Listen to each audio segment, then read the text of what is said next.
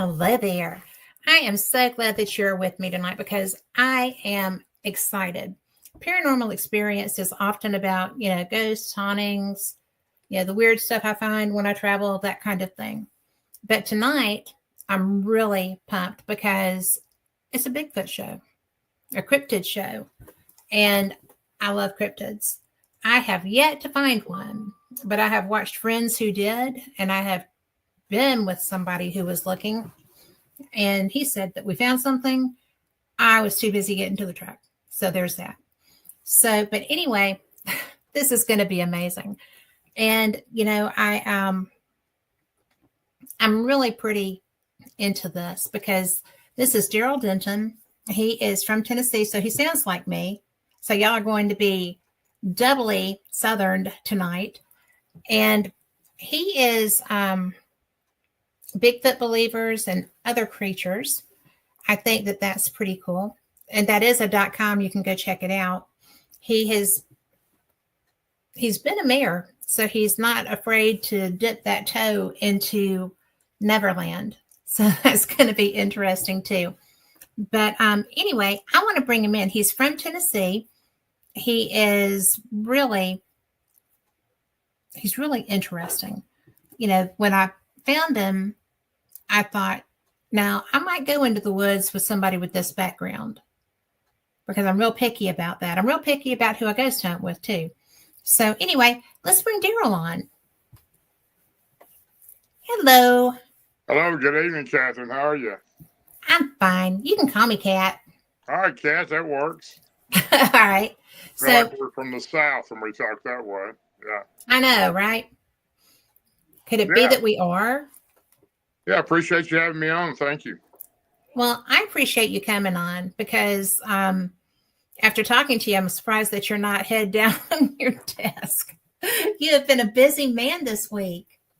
I really stay pretty busy. I've been real blessed in my life to be have people that like to hear what I do and hear what I've done and talk about my experiences and my encounters. And I've done a lot of shows over the last 10, 15 years. So, I always feel honored for anyone to ask me, and I will try to always respond and be on someone's show, even if they're newer to the great one person that everybody knows. Either way, I'm trying to intimidate and be myself around them and tell them my experiences. Well, people like you are what keep the interest in these fields alive, because no matter what we do, I'm primarily a ghost hunter. I travel internationally to do that. I'm really fortunate with the things and places that I get to see and do. But it's really when we can have experiences, and I mean yours are so vast that fascinate people, and what you do does. It's a little scary too. I have a friend that does this up in the Kettles, and she's a woman, and I've known her online. I've known her for about 20 years. I've met her in person several times too when we would travel to the same place. And I just think that to me, that's more frightening than ghosts because they're fast, they're strong, they can be big or small, and you find all kinds of things, not just, like Harry and the Hendersons kind of Bigfoot. Yeah, it's been a journey. I have had a lot of experiences and been very fortunate on some of those. There's been some times when I was what I felt like I was definitely in danger, in a dangerous situation.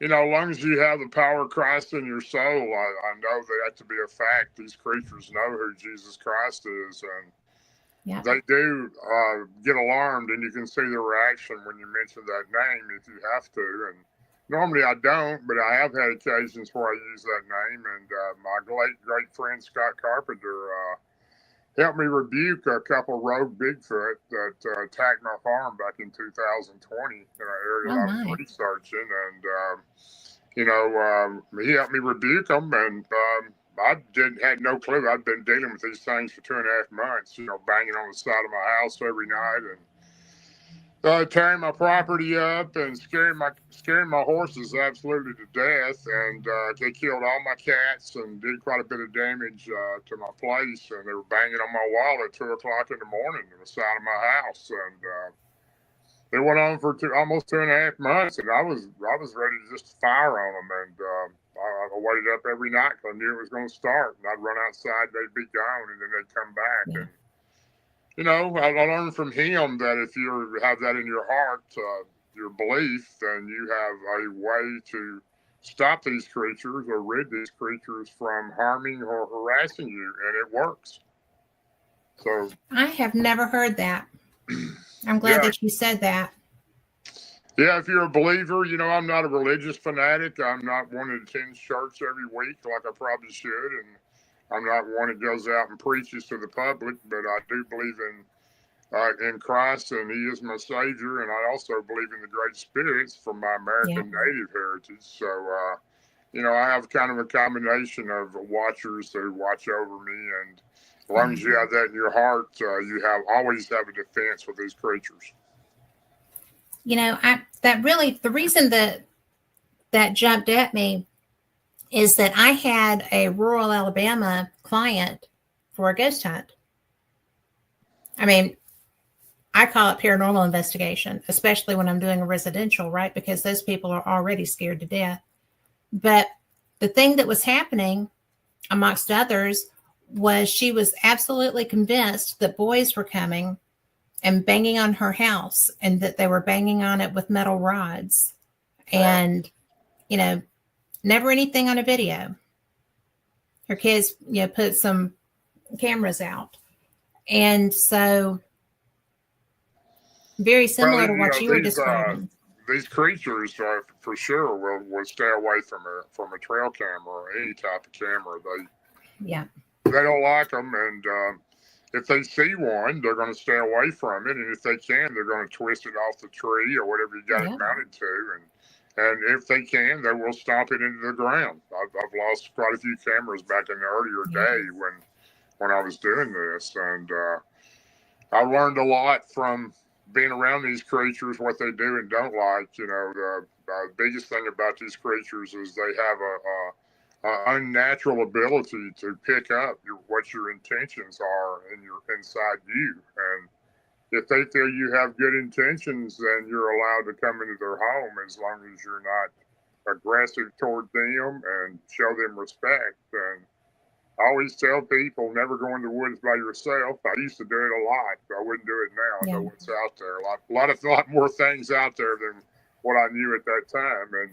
And some of these creatures, some of these Bigfoot, they're not friendly. There's different types of them. I believe I've seen what I believe is to be 4 or 5 different types, and some of them will harm you. Some of them, I believe, will kill you. Not sure you're not on the menu for some of them. So I wouldn't tell anybody to think all of them are good. They're just like people, us. There's good and bad in everything. So you have to be very cautious when you go into their area. And people message me. I get literally, not exaggerating, but at least 30, 40 messages a week from text or messenger. People want to know they got creatures on their property. Can I come out, or what I think they are? And they send me pictures and all type of things. And some of the stuff I see is pretty alarming, and some of it's really not anything. But just be very cautious if you're into this thing and you're trying to research. Remember one thing: you never find Bigfoot; he finds you. Yeah. Well, I think you'd probably be a much better woodsman than I am. So, I don't know that I'm a great woodsman. I just have a lot of experiences out there. I've been doing this now pretty steady. And I haven't researched last year like I normally do because, my teammates, Ron Moorhead, my best friend, he's one of my teammates, and he just moved out of state to another area, and he's a little ways off. And then my other best friend, Martin Groves, has been real sick all year. He's just now gotten healthy enough where he can get back out and do things. And I'm glad Mike he did. Smith, Mike Smith, my other buddy, he did a documentary with Martin and I with Small Town Monsters a couple of years ago about the Yeah. dog man that tried to attack us in the LBL. And, he's a great guy. And we're all getting together here pretty soon. We got a documentary coming up, and I'm looking real forward to doing that with all my buddies again. I spent a couple days with Martin last month at his house, and glad to see him up getting around good. And it's going to be pretty interesting this year. We got a lot of things that we got planned. So it ought to be some new experiences and some new things to talk about. Well, I think that sounds like fun, and I am glad that he's better, because it's terrible when your friends are sick and you can't be there too. But yeah, I kind of live in 2 states too, so I'm back and forth, couple weeks here, a couple weeks there. So that kind of makes it a little difficult at times too for us to. It's the first year I've had this to go on like this last year, so it was a little adapting to all of us trying to get squared away with that because we weren't used to that. So we're used to going into the woods like every month and staying a couple 3 or 4 nights, sometimes a week, and certain areas we go to. And I'm not haven't researched as much as I normally do, but I'm running more into Dogman now than I am into Bigfoot, and there's just a lot of things I'm learning about them that took me a long time to learn about the Bigfoot. And it all started for me in November the 6th of 92. That's when I had my first sighting, and led me into this path, and I've been on it ever since. what was your first sighting? That was November the 6th, 1992. But I mean, what did you see? Well, I was on my grandfather's farm, and I'd hunted on my grandfather's farm all the time. He lives in rural Cannon County, about 10 miles from Woodbury in the mountains, and I hunted there all my life, and practically grew up there. I lived there when my parents were working in town. He was 92 miles from Nashville, and they come home on the weekends. And until I started school, I was there. And then in the summertime, I was there to help him with his farming and his crops. And we were pretty close, and I knew the farm pretty well. But it's a large farm, and there was a lot of large farms around him. And it's such a rural area. It's just gravel and dirt road getting to his house. And no houses around us. We're in the middle of nowhere. And, I hear all kinds of creatures out there at night or in the woods, but I never thought there was anything that lived out there like that. He never mentioned anything about any creatures like that. My grandmother was a little spiritual, and she had some things she would tell me, but, we were kids there. We had to come in at dark because the boogeyman would get us. And Right. I found out later on what the boogeyman was, but you think Welcome to being Southern, right? Because you think it's just an old myth and something to scare you a little bit to get you to get in the house, when it's time to come in. But there's a lot of things that live in the woods. And my particular account there was I've been deer hunting there for a long time, but me and 3 of my buddies went up there every year. We've been going at that time probably 4 or 5 years. Opening day of black powder or muzzleloader. And we'd stay a week. I'd pull my camper up there with my truck and park it next to my grandfather's barn, and we'd hook it up with electricity. And a couple of them would follow along in the truck and pull our 4-wheelers. We all had one, and we'd set up camp, and we'd be there from opening day was on a Monday, and we'd get there on Sunday, and we'd go out and scout our area out for the next morning, and we would hunt for the next Sunday. Then we would head home. We'd be there 8 days. I've been hunting there, never seen anything. We all got deer every year. It was a real good area to hunt. Nobody was around. Nobody hunted around there. Just a lot of farmers, but they were a mile or 2 away from my granddad.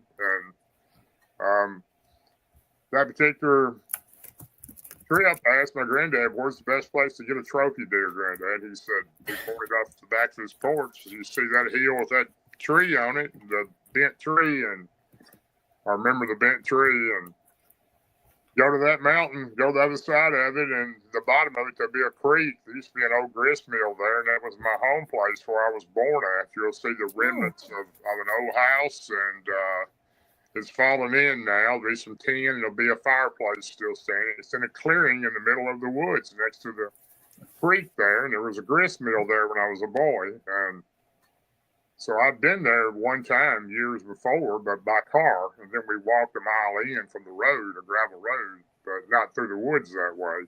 And he said, "Go there, and you'll probably have a chance at a big deer because nobody's probably been in there in 30 or 40 years." And oh, wow. that was my grandfather's land. He owned it, but he hadn't been there in a long time. He'd lived in that house for about 70 years. So he was 92 at that time, but he looked like he was 60, and he was still doing active farming.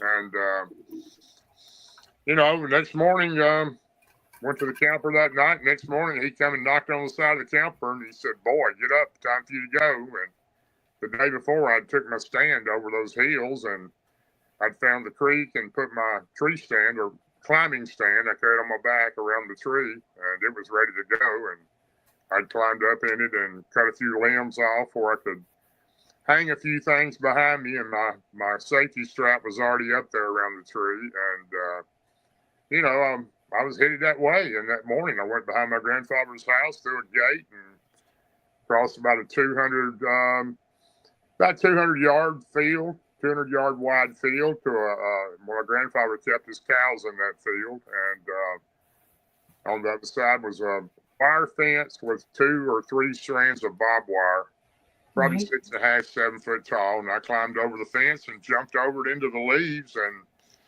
a lot of leaves, makes a lot of noise when you're moving. And I started walking up the hill a little bit, and these hills are like 45-degree angles. I'm not Yeah. exaggerating. They're just straight up almost. And I had to cross 3 of those to get to where I was going. It was a good hour walk, and in the dark, and I had my flashlight, and I'd hunted all the farm, but not that far in. And I started walking up the hill, and I heard something to the left of me. It sounded like a man walking.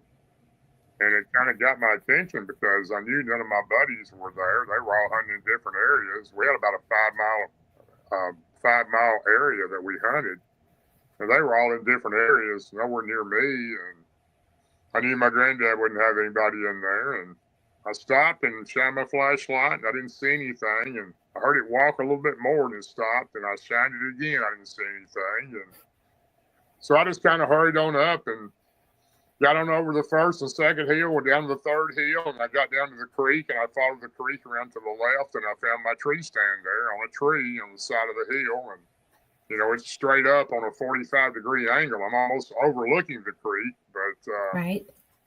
I get in my tree stand, about to get in it, and I hear something on top of the hill, and I hear something walking again. It was a heavy walk, and I thought, is that a cow or a horse in here? And I shined a flashlight up on the hill again. I didn't see anything, and then I didn't hear it walk anymore. So I was a little startled. It's on my mind thinking, what's in here? Somebody is in here Sure. hunting. And I got in my tree stand, put my my feet in the climbing part, and I sat down on the back part, and I climbed up the tree. And I got a rope tied to my belt loop. It's 28 foot long, and it's tied to a loop, a hanger, a metal loop that I put my gun on, and that way I can pull it up when I get up there. And I get to the 28-foot mark. That's about where I like to be, up high enough where they can't smell me or see me really good. And I leaned back and kind of dug the blade into the tree, and I reached behind me and got the safety strap put up under my arms, and hung my fanny pack on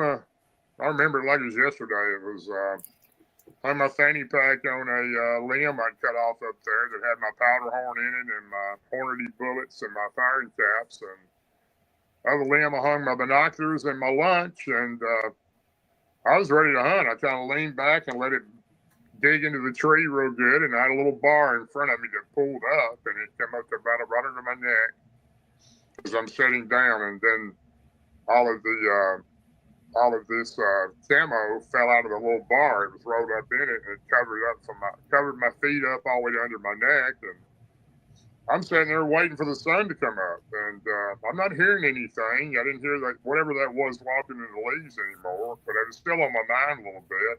Well, And sure. I was waiting till the sun come up, and it was a real foggy morning when the sun did start coming up.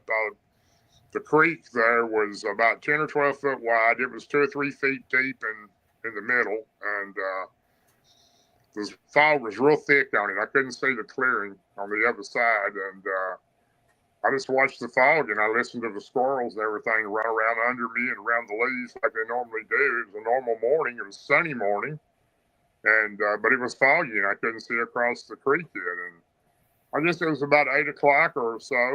It cleared out pretty good where I could see real well on the other side of the creek there, the clearing, and that's where I went the day before. I went across the creek there, and there's a game trail right on top of the creek bank there on the opposite side, and Sure, yeah. and there was a lot of deer tracks in it, and they'd been milling around over there. There was some rubs and some scrapes too, where buck deer had been rubbing their antlers, and there was about a 12 foot out limb from an oak, or I can't remember if it was an oak or maple tree. It's about I'm 6'5", almost 6'6", and when I reach all the way up, I can reach a little over 8 foot. So I hung my drag rag from the day before. I'd hung it up there, and that's a rag you put with an elastic band around your boot. When you walk in the woods, it covers up the human scent, but it leaves what's called a doe and estrus, kind of a lure to lure a buck deer or male deer in. And I'd hung it on that branch, and it's about 8 foot in the air, and he'd been there all night, and he kind of saturated down that hollow there, and hopefully some buck would pick that scent up. And I'm looking at that. I can see it on the tree limb, and I'm kind of looking all right over the creek onto the game trail from the angle I am, even though I'm on the other side of it a pretty good ways. And about a little bit after looking around and hearing the deer, hearing the deer move around over there, when they came out and crossed the bank, there was 3 of them. There was a large doe, and there was 2 who looked like yearlings with the doe. And they were walking around just eating acorns. There was a big acorn crop that year, and they were just milling around through the leaves like deer do and acting normal. They walked right down the game trail and walked around. They were in that clearing. That's where all the acorns were. There was a large tree there that they'd fallen off of. And I watched them for a while, and then all of a sudden I looked up, and the large doe was staring right to the left of me. And to the left of me was a large cane thicket. Looks like bamboo, but it's cane. It grows on riverbanks and creeks in Tennessee, and it's real thick. I mean, you can't hardly walk through it. It's so thick, and it grows 2 or 3 inches around. It's tall, and it's 12 to 15 foot tall, and the whole bank to the left of me is covered. I can't see all the way down the bank. It goes around a bend, but I can see that cane all the way down, and that's where these deer had come out of. And somewhere over in that area when they crossed the creek, and I looked up, and the doe, the mother, the bigger one, was staring right in that cane thicket, was not even moving, just froze solid. And I looked, the other 2 deer were the same way. They were just doing what she doing. They were staring right in it, and I thought, here comes a big buck. It's about to come out of this thicket right here, and this tall, thick cane, and she just kept staring, and I thought, she's really checking out something. And then she raised up her right front hoof and went 3 times on the ground with it, with her leg and her hoof, like she was trying to get something to move in there. And I've never seen a deer do that. But and she was just frozen, just looking straight in there, and her ears were just barely moving a few times. And she was really listening, and the other 2 younger deer behind her were doing the same thing. And then all of a sudden she raises her nose up real high, and she blows sound like someone sneezes, except it's a lot louder. Yeah. Real loud down that hollow, and sounded even louder in an echo in that hollow. But and then she's just standing there looking again, and then all of a sudden she turns and she runs right in front of me. I'm looking right over on her, running right down the game trail, right in front of me. She's running as fast as she can. The other 2 deer behind her. And I watch them run off to the right into the hardwoods until they run out of sight. And I'm thinking, wow, I've never seen a deer do that before, unless somebody had spooked it or shot at it or something.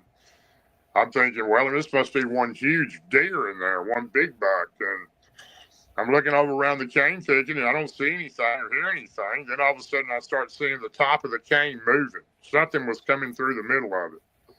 And it was pretty thick in there. I don't think a human could even walk through it, but I didn't think they could. And it was thick. You could hear it popping and snapping in there, but this cane was moving the tops of it, a big area of it. It was moving from the back to the front as something was walking to the front. Well, I'm all excited. This must be the biggest buck that I've ever heard of here, because this thing is coming through this cane thicket. It's huge. And, I'm waiting. I reached down and I had my gun laid between my legs against that little bar that the camo fell out of. And I pulled the trigger back and I heard it click. And I was ready for it to walk out and I was going to have a shot. And about that time, the cane quit moving and I couldn't see what was there because it was around a little bend.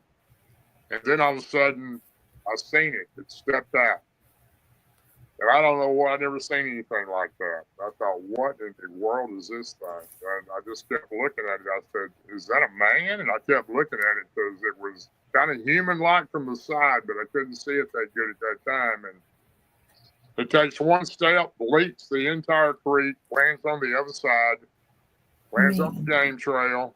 It walks slowly down the game trail, walks right down to where I'm looking at, stops right on the game trail, turns around and looks right at me. It knew exactly. Oh, my word. It knew exactly where I was at. And I knew then that's what I'd heard that morning. And this thing is so mad. It had the most evil, angry look.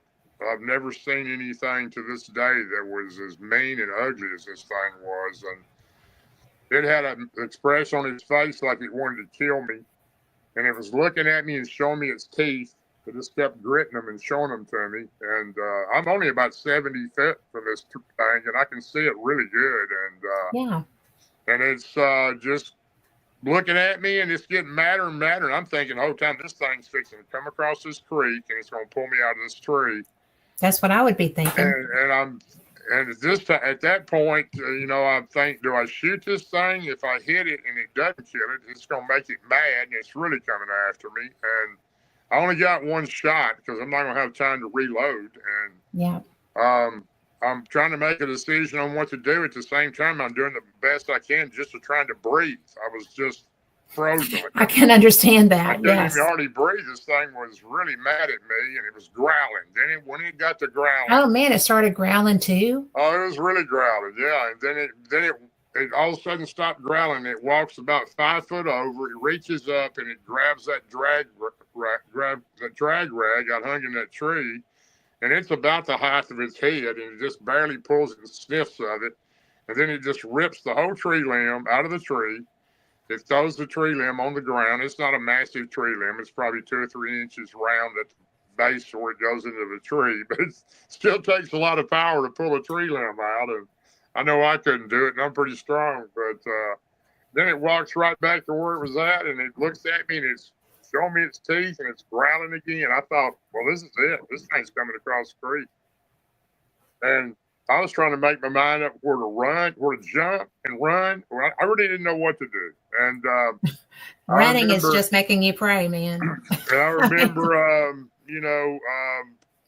I had one of those old Iron Man watches on, and when I went into the woods, I'd push the button to see what time a deer came out, and that way I would kind of have an idea when to come. And that little alarm went off, and it kind of even shocked me more when that thing went off. And that creature's staring at me, and it's really mad. And then all of a sudden, it lets out this unbelievable scream, like yell, like a cross between a scream and a yell. And it went on for, it seemed like 5 minutes, but it was probably 15 or 20 seconds. But it was so loud, it echoed all down that hollow.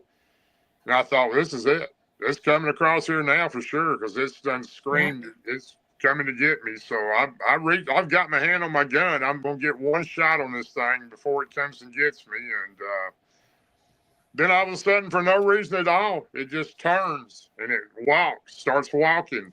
And and turned and looked back at me one time with a real mean look on his face, and it just kept walking, and I watched it walk straight ahead into the hardwoods, and it was just about gone out of sight, and I wasn't going to take 15 or 20 minutes to climb down that tree stand. I lowered that bar, and I jumped 28 foot out of the top of that tree stand, and I landed in the leaves, and I slid all the way down into the creek with my gun above my head, and water was about waist deep, and I jumped up, and I took off running the same way I'd come in there, and I was running as fast as I could, and Wow. those hills are so steep. I got about halfway up that first hill. I just couldn't go any further. I had to stop and take a breath because I just couldn't catch my breath. And time I got to the top of the first hill, going down was a little better, and I was running as fast as I could. Now, these hills are like 100 yards tall, and they're straight up almost. And, even in good shape, my younger days, it'd be hard to do those hills. And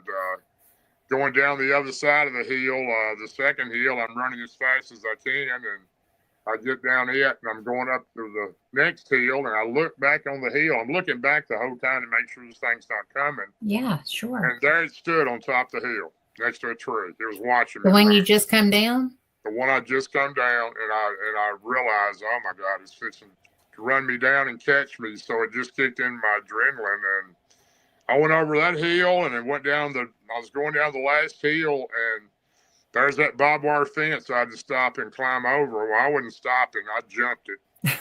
And I jumped it, and when I did, it caught my pants at the bottom where my boot was. Oh, no. Ripped them all the way up past my knee, but I didn't slow down. I tore a huge gash in the side of my leg and with that barbed wire, and I just kept going and looking back, and I didn't see it, and I crossed that field, and my grandfather's there where the cattle were, and I got to the other side, opened the gate, went through it, and reached through and locked it back, and was looking for it, didn't see it, and ran into the back of his house there, old wooden farmhouse, and went through the door, reached out and locked the screen door with a little hook on it, and slammed the door and locked it and deadbolted it, and I was looking out the glass of it, and I didn't see it, and went into the right of my grandfather's kitchen there. That's what I'd run into. And I went into the living room where he was, and I went to the far corner of the living room. There was a big pot-bellied stove sitting there between the wall and the middle of the house, and it was burning wood in it. It was hot in there, and I just sat down in the corner over there. I couldn't breathe. I couldn't even talk. I was so out of breath I couldn't even talk. And my granddad was just looking at me.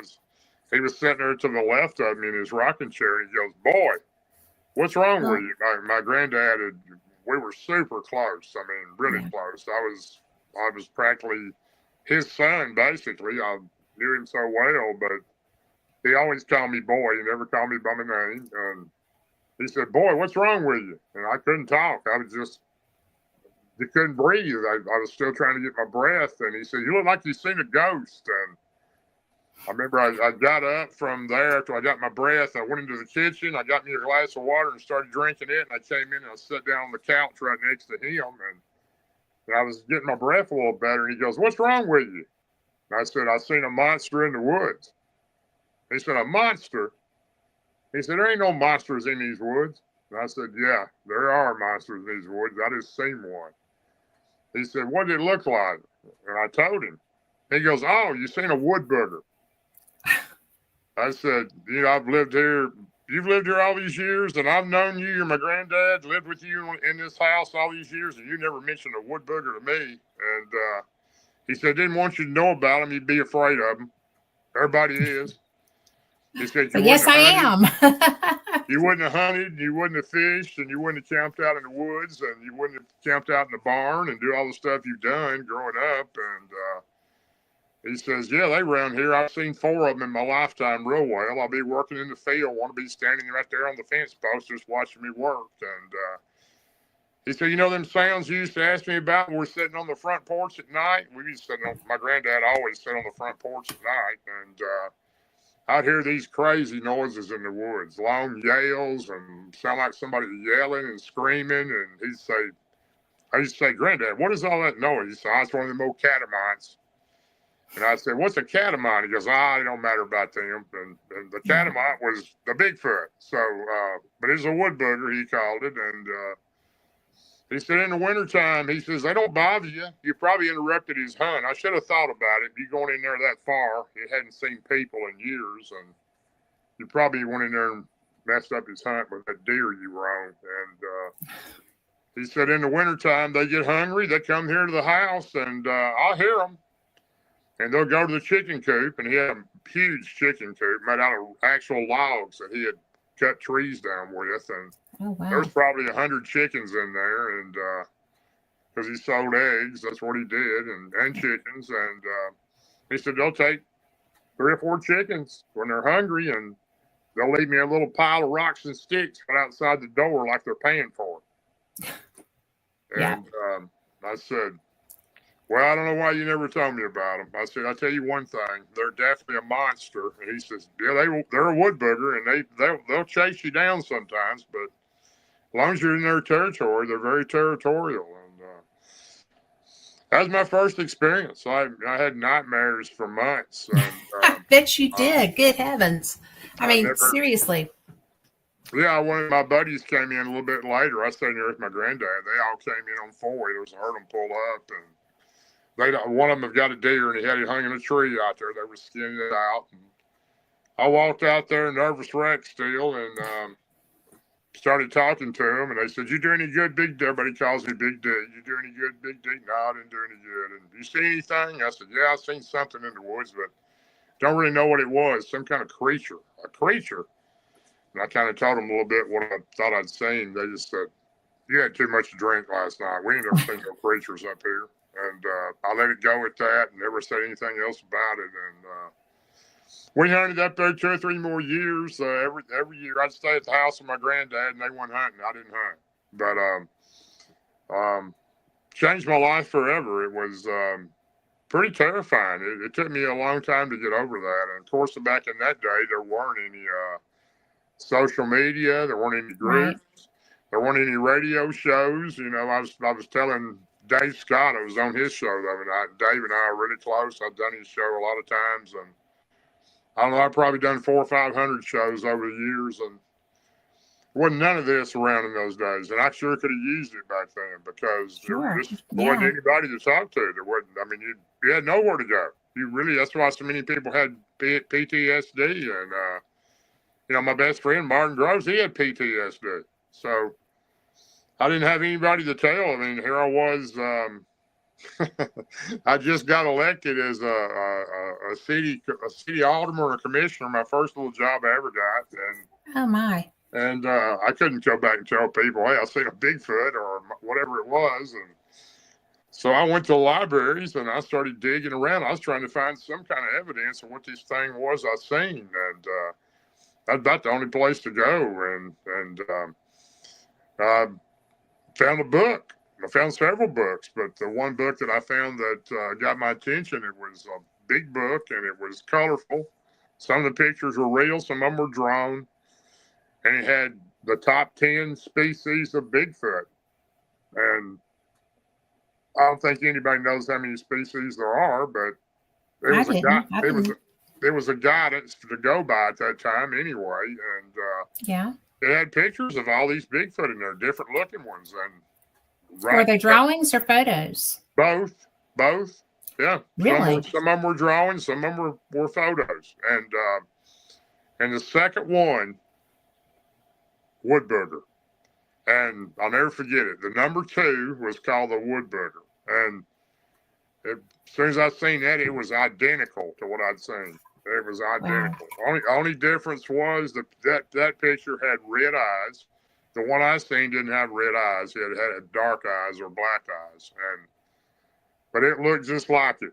The one I seen had one side of its mouth was kind of deformed, or he had some type of accident. It was kind of miscontortioned on one side. But that was the book that I looked at, and that's where I first realized that I seen a wood booger. My granddad was right. That was it. And I don't know who the book was by, but that was my first reference to what I'd seen. And I didn't go in the woods for 7 years. Really? Well, you know, I'm not going to lie. I would totally understand that. How old were you? I can't remember how old I was that time. I was young 20s probably, but I know that my I never have been scared of anything, and I don't know if that's good or bad, but I really haven't, and I mean I just don't get scared easy. But that thing there done something to me that nothing had ever done, and it lived with me for a good while too, because what little bit of deer hunting I did, I'd done out of my truck in my grandfather's field there, or my other grandfather had a farm also, and then we had land back home where I lived too, and to deer hunt. But I didn't go in the woods, and I refused to go in the woods. So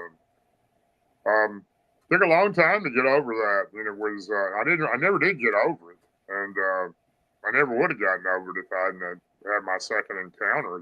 That's really what changed me, completely changed me, and if I hadn't had that, I don't think I'd be the same person today, because it was only about I had that in November of '92. Martin had his dogman encounter. Martin Groves, I'm talking about, in the Right. Lamprey Lakes in April of '93. So Martin was my best friend then. He was chief deputy officer in my district, and we'd go to lunch together. I was a commissioner at that time before I became a mayor, and we stayed together quite a bit at lunch. And it was pretty remarkable that as close as he and I were, he had an encounter after I did, and he was the only person I could talk to. I mean, if you wouldn't tell people you've seen a Bigfoot or one of these creatures, you weren't ever getting reelected again. They probably think you were crazy. And him being a sheriff's department, he couldn't tell nobody he's seen that thing. But him and Harry went through a lot more than I did. They were really traumatized. Martin had PTSD for years. He didn't tell his story until 2022. 2022 is the first time he ever told his story at the Paris Landing First Annual Dogman Conference, and I went with him for him to tell it. And it was pretty. He brought the house down. He did. There was a huge crowd there anyway, and it was incredible, honest, true story. And he's a different person after that. He took the weight of the world off of his shoulders, and even though he told me bits and pieces of it for years, and I watched him go through a lot over it, I went through the same thing, and maybe not quite as bad as he did, because Harry, his partner, never recovered. His partner had a stroke after that happened, and he never went back to work. Oh my gosh! He saw it on duty. He didn't. He didn't come back to work when they were officers at the county, and but were they on duty when they saw it? No, they were turkey hunting when they saw it. They were on They took 4 days off to go to the LBL to go turkey hunting, but they had to go back to work. And Martin went back to work, but Harry didn't come back to work, and he was sick. And a few days after that, he was supposed to be back. He had a stroke, and he was a younger man. He wasn't old, and he never came back. Never came back. Oh my gosh! So. It done a lot to those guys, and I knew Martin well, and I could read it on his face. He had the weight of his shoulders on him. It was terrifying. He had 2 dogman creatures that tried to kill him and Harry, and then 2 Bigfoot tried to keep him from leaving. So they were working as tag teams? Correct. There was 2 or 3 dogmen, and there were 2 Bigfoot with these creatures. They were trying to get out of their campsite in the truck, and 2 Bigfoot were blocking them in the field. They had to cross to go out and get to the highway.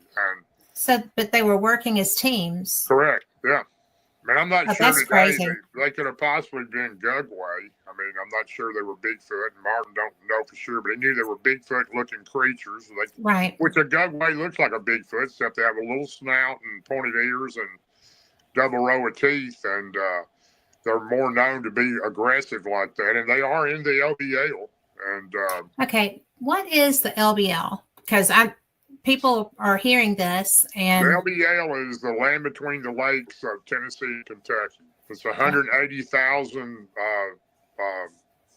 acres of pure natural land with campgrounds scattered out in a few areas. There used to be a lot more campgrounds, but they shut them down. And we have a reason to what we believe they shut them down for, but they say it's different reasons. But been a lot of things that's happened over the years in the LBL. It's a pretty strange place. I've been to a lot of places over the years, and no places like the LBL. When the lights go out there, it's like it's a different world. You better know what you're doing Wow. when you're there at night. And there's a lot of evil there, and some people will go there for years and see nothing. Then some people will go there and they won't ever go back. So there, over the years, there's been missing people. There was a family killed there in '82. The LBL massacre. Dogman creature attacked the family and killed 4 of them. And Oh my gosh.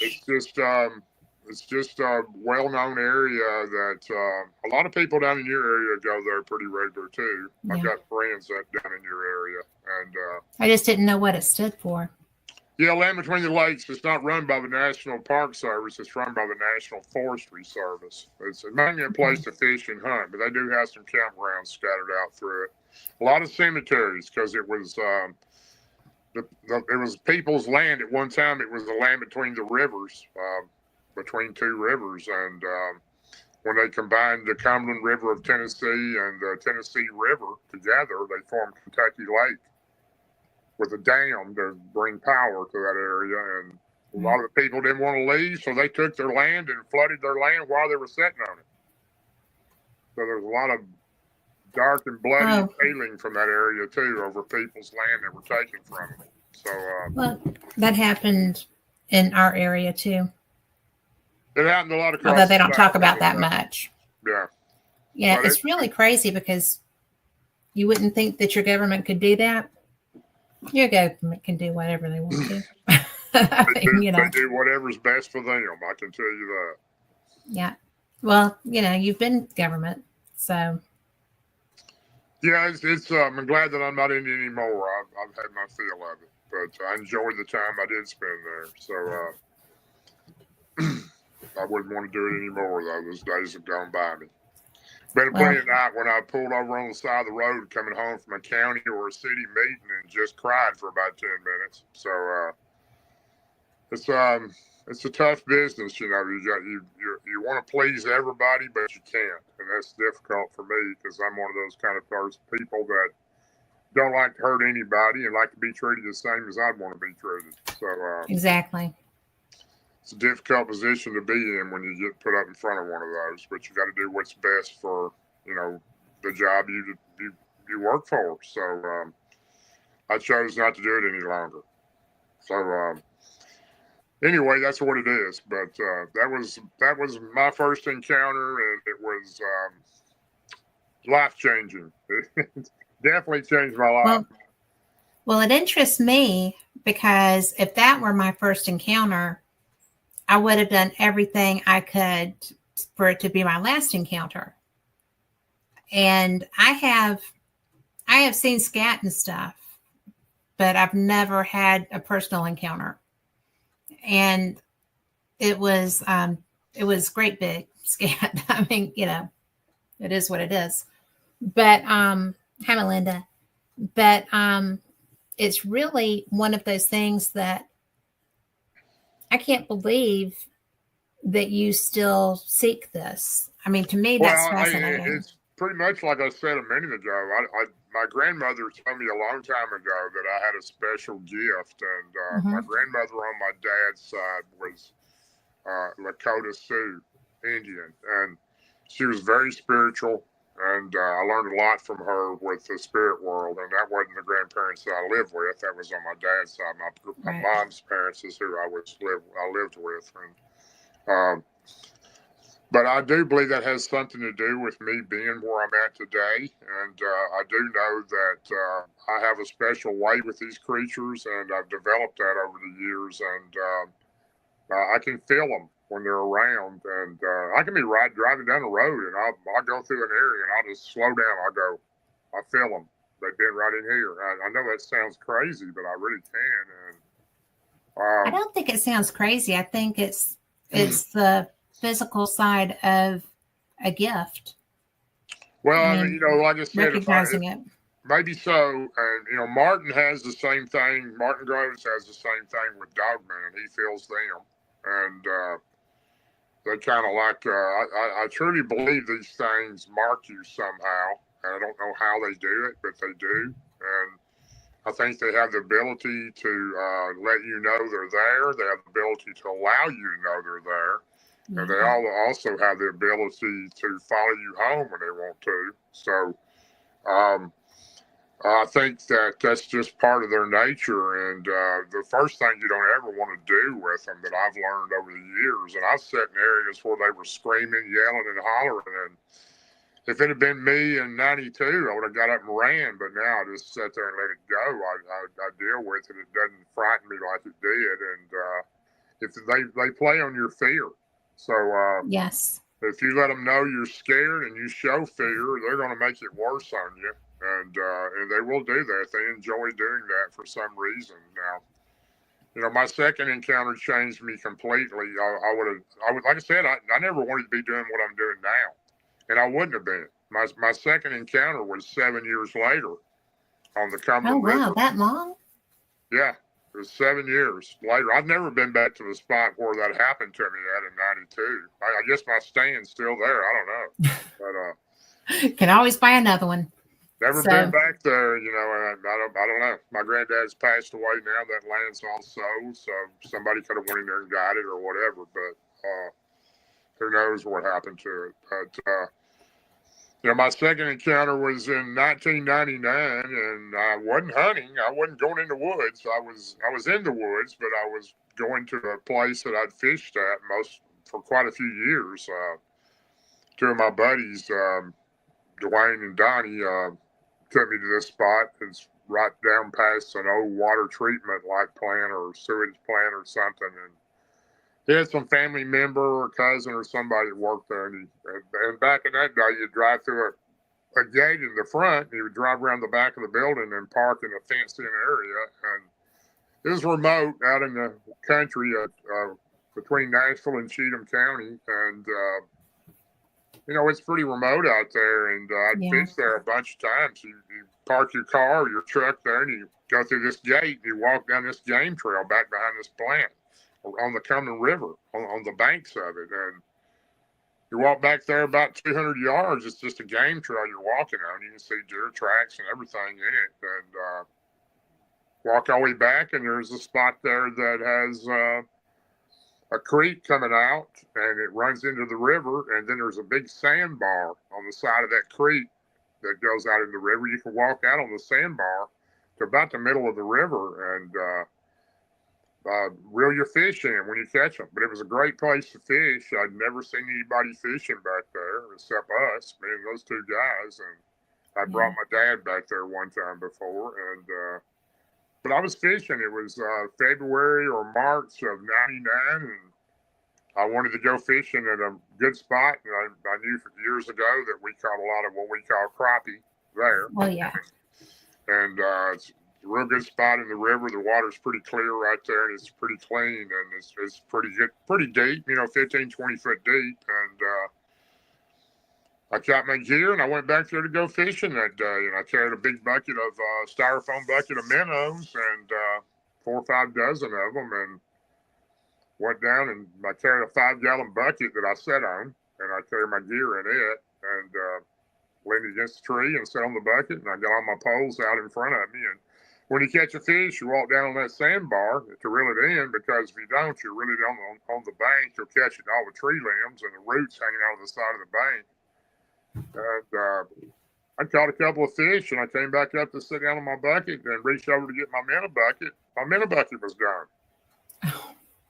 And I've never seen anybody back there. It's real remote, rural. I've seen animals back there, but not people. And just me and my 2 buddies. It's been quite a while since they've been back there. And I looked around for my bucket, couldn't find it anywhere, couldn't figure out what happened to my minnow bucket. That's strange. You just don't take off by itself, and it's kind of a cool time of year. It's February or March. It was in the mid-30s that day. And oh, wow. I couldn't find it. And right to the left of me there, where I was sitting, there was a huge patch of kudzu, these real thick vines, but just massive bunch of vines. And that game trail went right through them. They're real thick, couldn't see through them. But You had to get on your knees almost to go through there on the game trail. I'd never been back in there before. As far as we'd always go, fish right there, and I didn't know what happened. So I got my gear up, picked up. I had no bait. I went on back to my truck and I left. And next weekend I came back and brought another minnow bucket with minnows in it, and it'd been raining a little bit this day. It was a little wind blowing, and I started fishing and caught a couple of fish. I was having a pretty good morning and went up and sat down on my bucket, reached over to get a minnow. My minnow bucket was gone again. So I'm starting to think, well, somebody's playing some kind of joke here, because you don't lose 2 minnow buckets 2 weeks in a row, especially a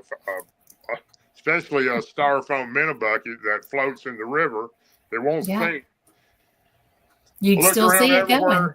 Looked around everywhere for it. I couldn't find it. I started yelling in the woods. I know you're in here, whoever you are. I thought it was a kid's what I thought it was. Right. Some kid was in there playing a joke or something. And anyway, got all my gear together again and hit it out. And it was the best time of the season was in that time frame, 2 or 3 months time frame for catching those type fish. And went on back to my truck, and I didn't get to come the next week, but it was the week after, and I came back, brought all my gear. But this time, it was a sunny day, beautiful day. It warmed up a little bit. It was probably in the low 40s.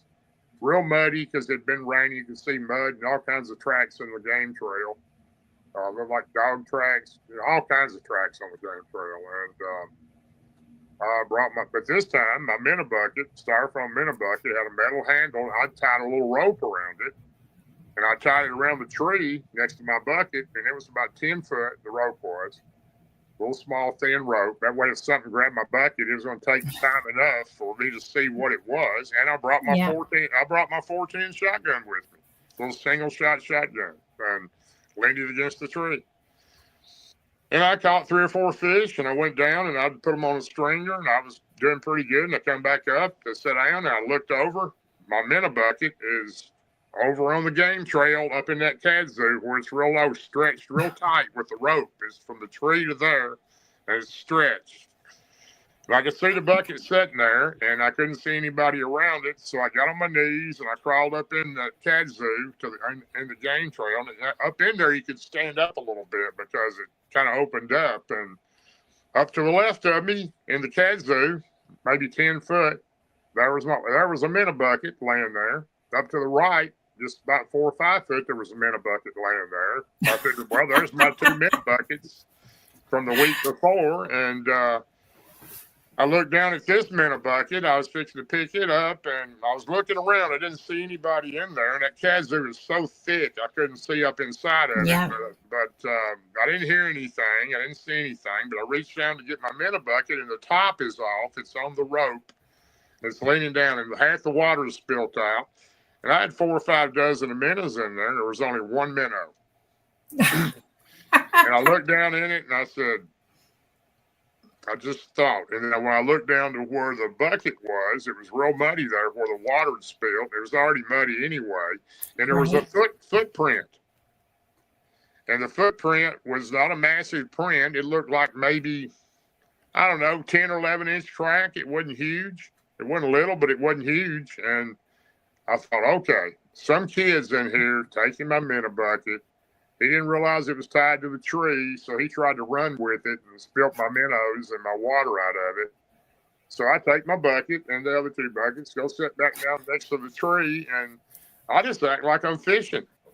Even though I'm not fishing, I'm looking out of my left eye, out of my peripheral vision, trying to see what this person is doing in here. And I'm going to catch him. I've got my 14 shotgun, and I'm not going to shoot him, but I'm going to make him think I am. And I waited for, hour and a half, and I thought, well, whatever it was is gone. I just about give up, and I had no way to fish. I only had 1 minnow, and I just sitting there, and it's getting a little closer to dark, and all of a sudden, I see this creature bend the head down like that. It's holding onto a tree, a little tree up there in that kazoo. I can see the tree moving, the top of it. It's looking at me. Then it went back in real quick when it seen me look at it, and I went, "Oh no, I'm not going to be around these things again. I don't want Time to go. anything to do with these creatures again." Now this one didn't look anything like the one that I'd seen before. It looked more like what I call the number 3, number 4 types. Looked more like the Patterson Gimlin type. Mm.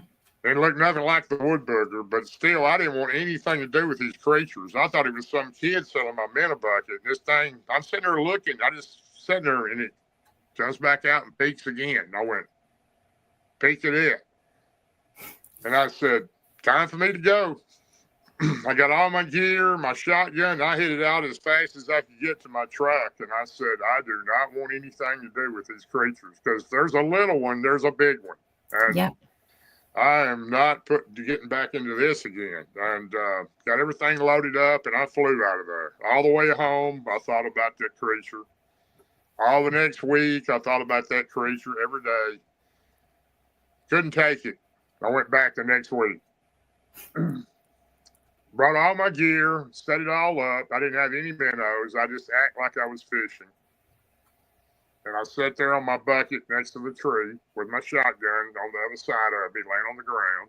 And sat there a while, and there it was, looking at me again. Same one it looked like, and it just kept staring at me, and I kept staring at it, and I was looking around. I was just waiting for the bigger one to come out and attack me is what I kept thinking. And I kept looking around for it, and I could hear something moving in that stuff, but I couldn't see what it was. And then just a few minutes later, it's probably a couple of hours that went by before this one came out, the first one. And it was a female. She was about 5 foot tall. And behind it, another one came out that was about the same size as that one, and it was behind the female. And they were just sitting there looking at me like they wasn't even scared of me. And I'm thinking, are these things going to attack me? Or is the mother coming around the backside of me, or the father? I had all kinds of thoughts in my mind. And I have a question at this point. Yeah, go ahead. You brought your gear with you this time. Did you have more than a single shot shotgun? No. I did. I didn't bring it. All I brought was a 410 single shot shotgun. Yeah. Because I wasn't planning on violent. And there's more than one. I wasn't planning on killing them. I figured if I fired a shot, this was my thought. I don't know if it would have worked. If I would have fired the shot, they would have probably ran, and it would have given me time to get back to my truck, and I'd be out of there. So that was my intention, was not to go in there and shoot them, but more frighten them than anything else. And but anyway, I had a female looking at me, and I could see her pretty good. She was out there where I could see her, and she was crouched down, but I could still see her good. And the one behind her looked just like her, but it was looking over her shoulder a little bit, and it would look around at me. And I watched these for, I don't know, probably a couple, 2.5 hours, and I would kind of make gestures at them, and they'd just look at me, and I didn't really know what to do. I just couldn't believe that I'd run into these things again, but I started feeling comfortable with them, and I didn't hear any other ones, and I did make some verbal sounds of, are you by your, just ask them, I don't remember what questions I asked them, but yeah, but just trying to communicate. Yeah, just trying to, I didn't feel, I knew that there was bigger ones, because there always are. There's always a family. They're always together, just like the one that I seen on the ridge when I was running that time after I'd my encounter. That wasn't the same creature. That was a different one, probably kin to that one. So, and it could have killed me if it wanted to, but it didn't. It just wanted to scare me to death. So, well, it did a good job. It did a great job. Yeah. Yeah. But these, these creatures were not real big. 5.5 foot tall, and they just sat and looked at me, and I didn't feel frightened or anything by them. And I told them I'm going to go. I'll see you later. And I got up and walked off. They just sat there and watched me as I walked and got all my stuff, and I walked on back to my truck. And I was only about probably 30 minutes from where I worked at. There wasn't very far by the interstate road and the side road, and I started going back to visiting them. And Did you? I went there every day or every other day for almost 5 years. And I became very close to them. They would become my friends. And there was a bigger one behind those two. And he was about 7 foot tall. He started watching them, and he would come out, and he had a very friendly look on his face, and he just watched over them. And I asked all kinds of questions. I did everything I could to communicate with them. They have their own language. They knew my intentions before I'd done something. They already knew I was going to do it, and they're just super intelligent, more intelligent than some people I know, and Right.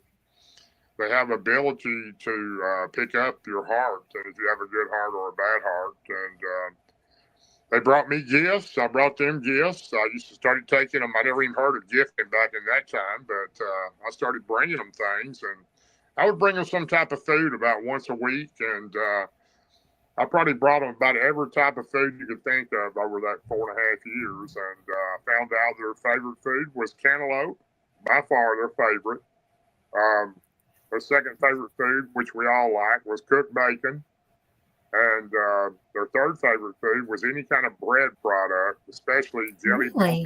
jelly-filled donuts. They would eat all of them I could give them. So, and they didn't want them thrown on the ground. They wanted them put on a little plate and push them over next to the kazoo, and they come out and get them. So That's a riot. they're kind of a clean. They don't want their food thrown on the ground any more than we do. And they brought me gifts. I came in one day to bring them something, and I sat down on my bucket, and there laid 3 catfish still flopping. They brought me 3 fish, and they made me a old cardboard half-gallon milk carton. They stuck sticks through it that made little X's out each side, and it had vines around it. It was cool looking. I still have it, and their marker of their family of what they're called is an X. They have large X's. They had huge X's right there in the woods with new trees broken at the bottom that formed X's, and then they had them laying on the trail too, the X. That was their family marker, and I learned a lot of things from them, and I camped out with them, spent the night with them. I stayed in my spot. They stayed in the kazoo, and I could hear other ones in there. But I only seen. How many do you think there were? At least 7. At least 7. Maybe 8. But I know, I seen the 3 regularly, and and I heard some other ones across the river too. And I don't know if they were the same family or they were a different family. But I camped out in there one night, and they'd look over the kazoo to look at me when I was asleep, when I was trying to sleep, and it was pretty cool. But I became really close to them, and I tried to communicate with them as best as I could, and I asked them lots of questions, and sometimes they would nod, and sometimes they would jabber whatever language they speak. They have their own language. They do understand English. They can speak English, and they understand other languages. They understand American Native language, which I gave them some words from, which I address them as the Chayutanka, which is the Lakota Sioux relate to the hairy man of the woods is the great keeper and the elder of the forest, and that's what Chayutanka means. And they knew what that meant. I asked them where they came from. Where did you come from? And I was drawing the dirt right there next between me and them. And are you from another galaxy? I got that head now. I got 2 of them. And really? Did you come from another galaxy? Okay, that means you come from there, up there, way up there. Okay, all right. So I got, when I used to leave, they learned, they picked up and mocked my language. Every time I would leave, I would say, bye, see you later. I'll see you tomorrow. If I'm not here tomorrow, I'll be here the next day. Bye, I'll see you later. And I'll be walking off, and I'd hear bye, bye, bye, bye, like from different areas. And they were all saying bye to me. It was cool. So That is so cool. I brought them a little pack of. I brought them so many gifts. I brought them toys, marbles, balls, everything you can think of. They love the light sticks, the little things you pop and break. They love Oh those. yeah, I could see that. I love And those too. I brought them. The coolest thing I ever brought them was I went to the dime store and there and where you buy like kids' birthday things you give out at Hmm. parties. The little blow things and all that. And I brought them a little bag of plastic whistles, and they had a little black string on them. And I hung them on all the limbs the day before I left. I said, "I'm going back to work. I'll see you tomorrow or the next day." Bye, and then I'll say bye. I'm walking out back to the trail and going back to I my love truck. And this. going back to my truck, and every time I come in, I'd say, "Hey, I'm here. I'm coming in to see you." I'd let them know, and they'd start yelling and screaming, and I hear them whooping and everything else. They got excited. So the next day, or I went back, and right as I went through the gate, I'd start saying, "Hey, I'm here. I'm coming in." I'd let them know it was me, and then what did I hear? I heard whistles everywhere. They were whistling straight ahead, off to the left, off to the right, one across the river, and these things are intelligent. I mean, Hmm. nobody taught them how to blow a whistle. Yeah, Um, I that's remember, pretty amazing.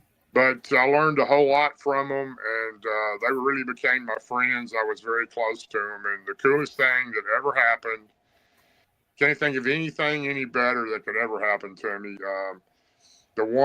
The female that I was so close to, I was leaning over to give her a plate with her jelly filled donut, and I was in the box getting it out, and I said, "Please tell me your name. My name is Darrell. You know my name, Darrell." And I hear Aleatha.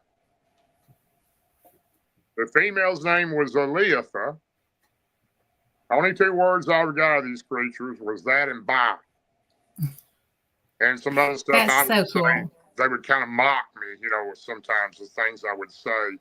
When I would say, "Where's my fish?" They got tickled about that for some reason when they bring me fish. And but and the bigger one behind Tobias, that was it. No more English words from him, and I was shocked, absolutely shocked. I said, "You can speak English. You can actually speak English." They trusted me. It took me all those years to build up that trust with them to get those two words out, but they would never give me any more words.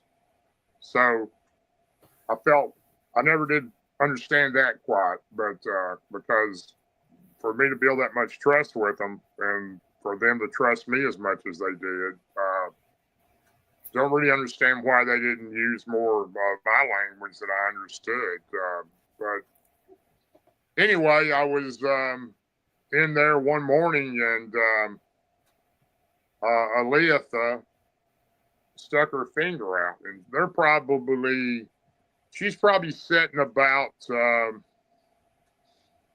10 or 12 feet from me, right in the kazoo, right on the trail, on the outside of it, though, where I can see her whole body.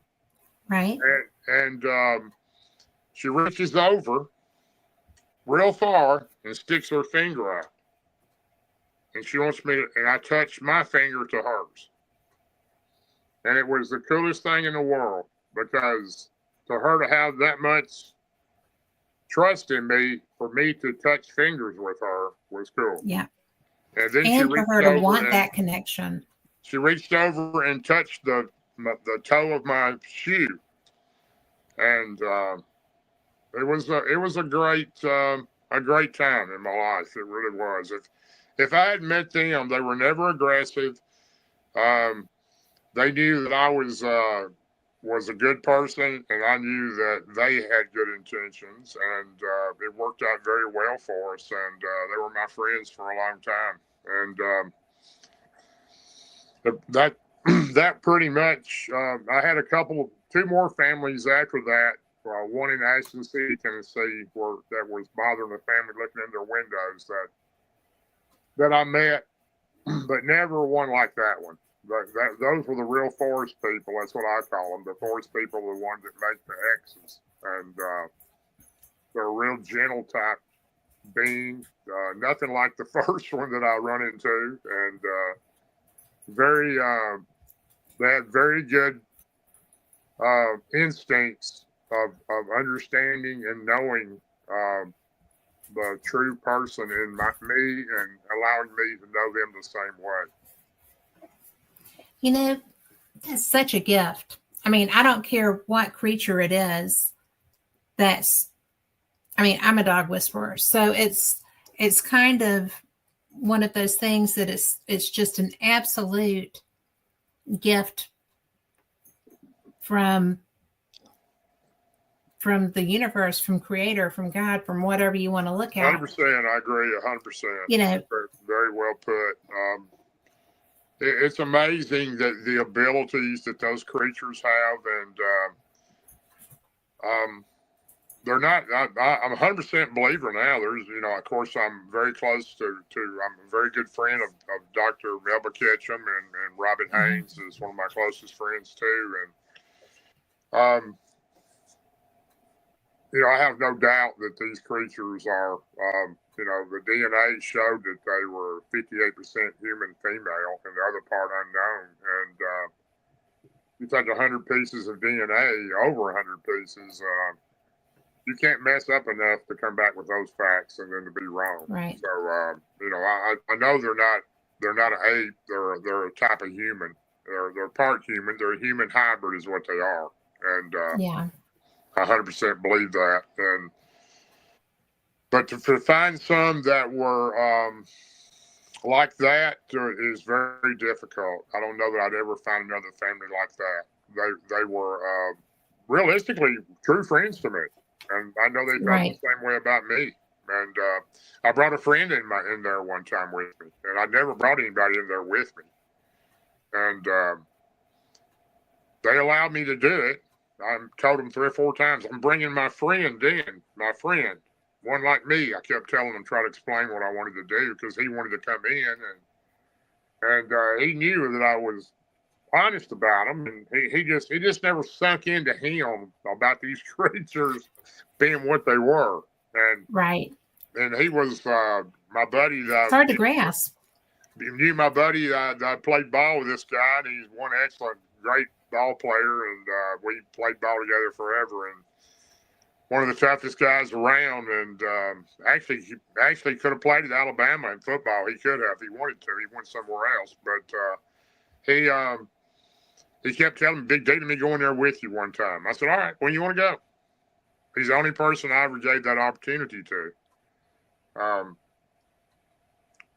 He went in there with me one day. We pulled up, and he walked down the trail with me. I yelled at him, I'm coming in. I got my friend with me, and I went and sat on my bucket there next to the tree, and he sat right behind me looking over my shoulder, and they didn't come out. I was waiting and waiting. They didn't come out. I thought, well, maybe they're not going to come out because he's here. And finally they came out.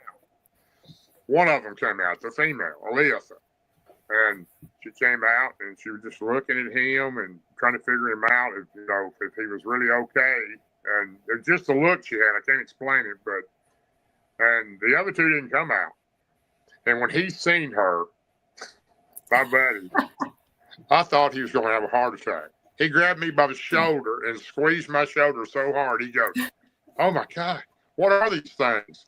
Man, I'm getting out of here. And he jumped up and ran down the trail as fast as he could back to the truck, locked the truck door, started blowing the horn.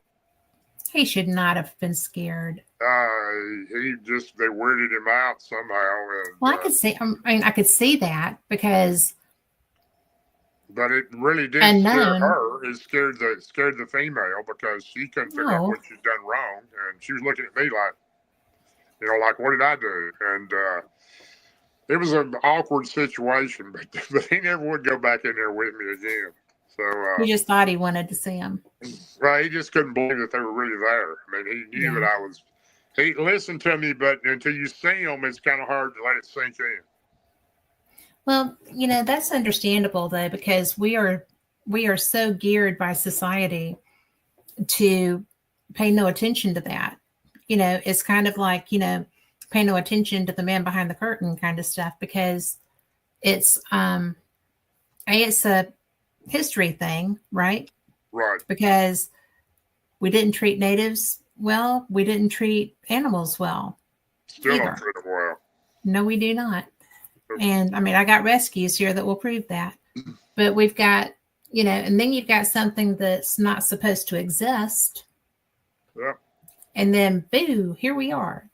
I think that's your story just absolutely fascinates me, because I know people who are, who do what you do, but don't have those relationships because, like I said, that was a up north, super rare opportunity in my lifetime. Absolutely. If I could find another relationship like that, I'd be out there tomorrow morning, because it's just so rare for that to happen. And I do believe, I know 100% that it changed my whole belief in these creatures, and I was no longer, I had a fear toward them like I did. And if it hadn't been for them, I would have felt like I did the rest of my life, probably, with after seeing the first one. But, we're not all alike. And like I said on the first of the show, there's bad and good in everything.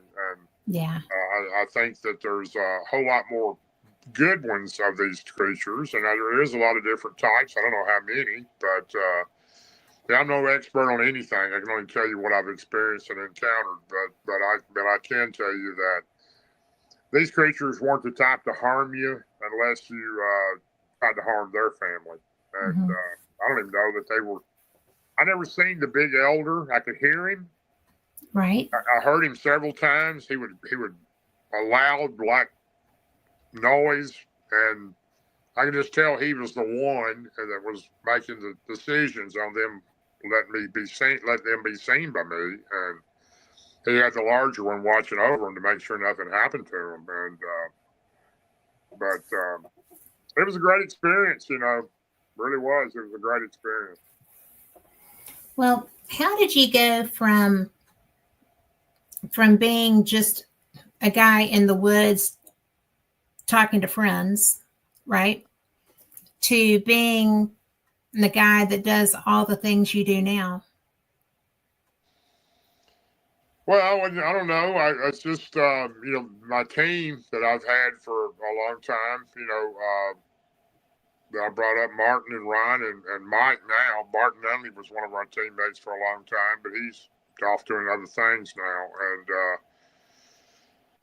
being with those guys and being in an area that's completely different than that, when I've been into the Blue Ridge Mountains. I've been into the areas of West Virginia. I've been into some pretty crazy areas where some creatures are in there that probably wouldn't want you to come home alive. And when you get around a team that you learn and build trust around, and they got your back, and it's not like taking somebody you just met in there. These guys I've been with for a while, and I know if something comes up, and they know before I have to say it, they're already thinking it. And it's just a bond that we've kind of grown together. And Martin he's been mainly interested in the dog man for a long time, ever since they tried to kill him. And he's interested in Bigfoot too, but at the same time, his goal is, and our goal with the LBL is, in all the national parks, is we want people to know these creatures exist. We don't want campers to go in there and not know these creatures are there, and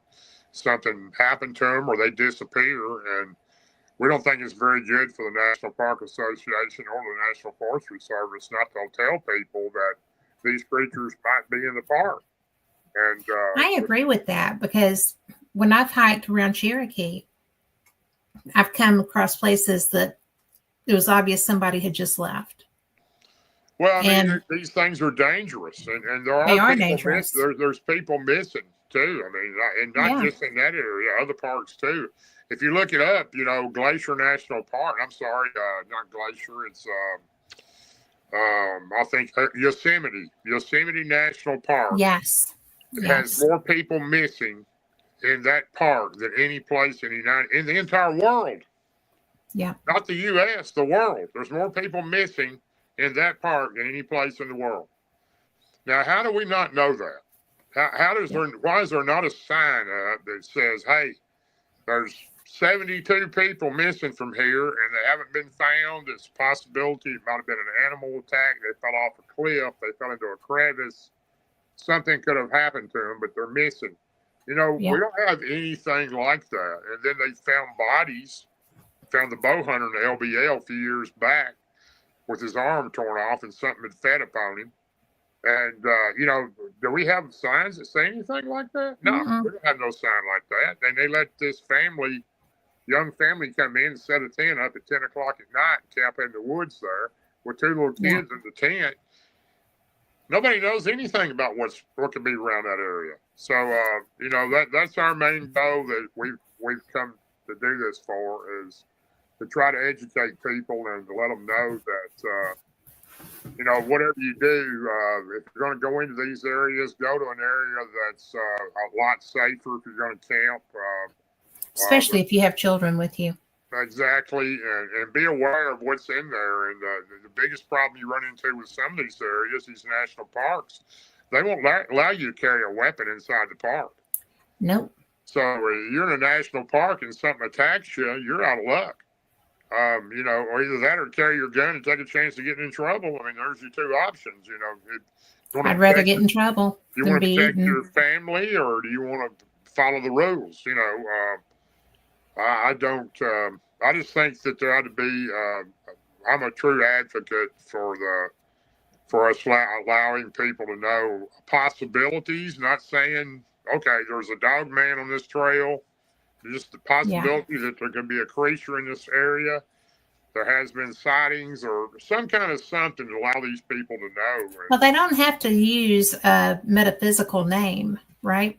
No, they can just no. They can just say there's dangerous wildlife, or I've camped and I've researched and I camped. It's been 15 years ago in Pikes Peak National Park in Colorado, and they've got signs all over it that say there are Bigfoot in this area. I didn't know that. Oh, metal signs. There are Bigfoots in this area. Be careful.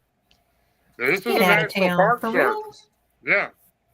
I've got pictures of them. And there's some other parks that have got those type signs too. Some out in California have got them too. But, I guess I don't know. I think that all the parks should have some type of discretion on what could be in the park. I'm not saying it is. At least you have you could observe the caution and knowing that it might be a possibility instead of someone getting killed or disappearing. Well, you need a fighting chance. You need to be making good decisions based on the information that you're given. Well, the national parks will never, ever admit that Bigfoot exists, and they'll never do it. And I can tell you why, because it's a 2.8 billion. That's with a B, billion-dollar industry every year. 2.8 billion a year in tourist dollars coming in and out of all these national parks, and that's not including the forestry services area. This is just the national parks. They're not going to go put a sign up if they can help it and tell people that something could be happening and tap into a minus on that revenue. So unfortunately, the dollar speaks in everything we do. It does. But, it's really interesting to me because all of a sudden, now we go to Cherokee. My husband's a poker player. We go to Cherokee. We go to Biloxi. We go to Vegas. I've been to Cherokee a few times. There's some crazy stuff in Cherokee, too. There is. And what I find funny is that in the last year, and you've probably noticed this, too, because it's more relevant to what you do, but it's like all these Appalachian lore is coming out, right? And it's like, don't leave make sure you dry your curtains and all this other stuff. And it's a feed on Facebook. Yeah. And, people are like, oh, that's Horsaki. I was like, no, that's not Horsaki. There's real deals in this stuff. A lot of what they're filming and what they're showing is produced, right? Yeah. But the legends are real. And well, when I was growing up, we were taught, and when I was growing up as a kid, we were made to believe by our parents and even our grandparents that monsters didn't exist. They were myth and folklore. And when you find out that they do exist. It Yes. really changes your mind and makes you think. And your average person that's riding down the road, 40-hour-a-week guy that's trying to take care of his family, him and his wife working, and they don't think anything about this kind of stuff. They don't have time to Mm-mm. think about it. And, they have no idea what's in the woods. They have no idea Yeah. whatsoever. And all these things aren't just deep in the forest. They're close by towns and No, cities they too. are. Yeah. They are. Yeah. I'm getting There's a whole. calls. How many calls I got from an area?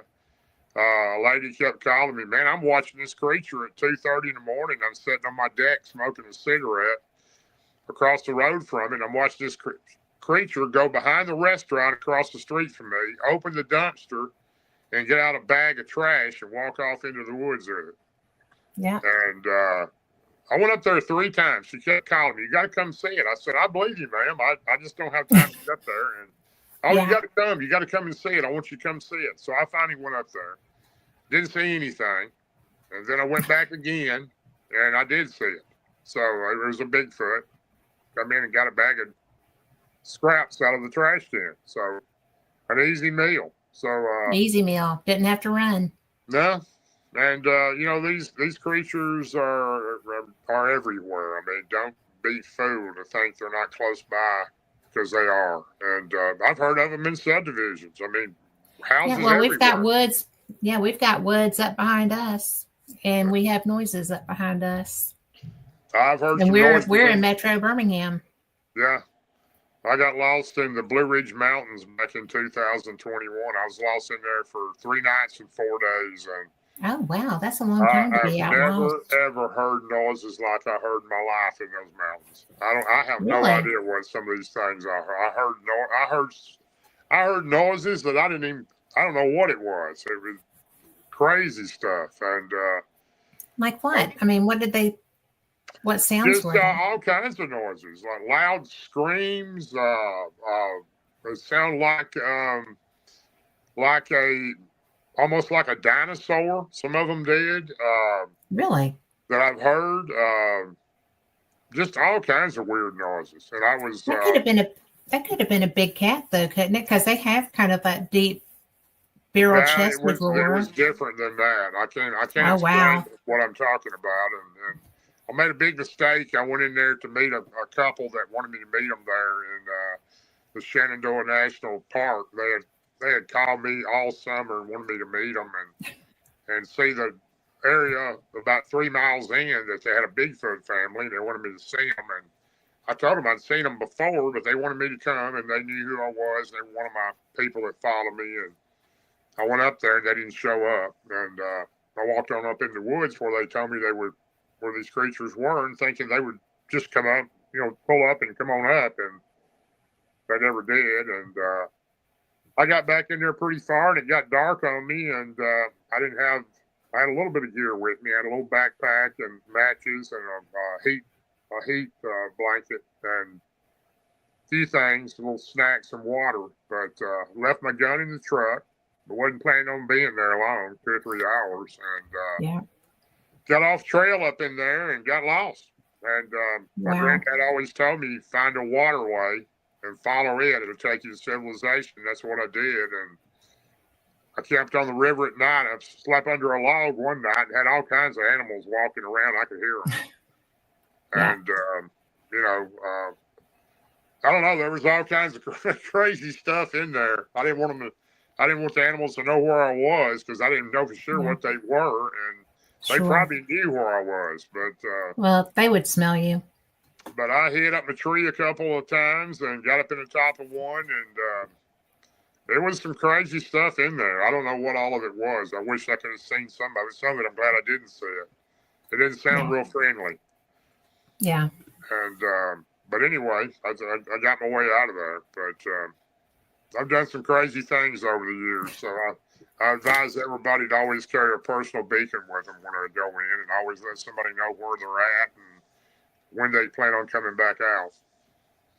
Have you been up and done any work with that Olympia project? No, I was asked a couple years ago, but I just haven't got that far. That's out in Washington. Yeah. I've been very fortunate. I was asked to speak at, to be at Beachfoot this last 2 years, and I really wanted to go to that. It was out in Oregon. Ron went and spoke, and they only invite the top 100 people in the world to that event. And I was asked a couple times by Todd, and real honored that I was invited, but just couldn't get there. But I'm planning on getting there sooner or later. It's just been so far across the country for us. We hadn't had a chance to Well, get it there. is, yeah. About as far as We you can go usually and have not get wet. we usually have a lot of conferences too in the summer, so that makes it a little difficult too. Mm-hmm. Getting away that long, because I've got quite a few conferences already lined up for this year. We've got our first one coming up in the 6th or 7th, I believe, of February in Cadiz, Kentucky. So Martin Groves and I will be there, and Steve Causey and quite a few other people in the Bigfoot world will be on. There's a radio show there. It's going to do a special there in a distillery in Cadiz, Kentucky. So, but we do a lot of stuff, around the area and across the country. It's a lot of fun. It takes a lot of time, and anybody thinks you make money out of this stuff, good luck. Let me know how to do it. So I know, right? yeah, everybody thinks you're rich, especially so many people reach out to me and tell me that all kinds of stuff, about, well, you make a lot of money, you're a legend. Really, let me know where it went if I made it, because yeah, make much on this. Somebody forgot to mail that check. They really did, yeah. but I'm sorry. No, you're fine. Go ahead. Well, I was going to just say that, my friend Jonathan Odom down here used to do Talladega National Forest. And Talladega's got a lot of sightings. Yeah, they do. Yeah. And he used to, because he would go by himself, he'd go during the day, he'd be filming or whatever, and because he would get a lot of interaction. And he would always, as he was coming out, put the camera on his shoulder, looking over his shoulder as he went out.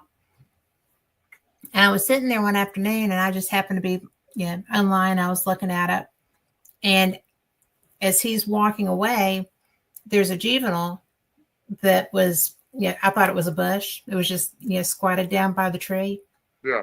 And as he's walking out, it gets up and goes the other way around the tree and leaves. And I'm like, and I thought that I had told him that, but I had him on a while back, and he's doing volunteerism, and he started a foundation for humans.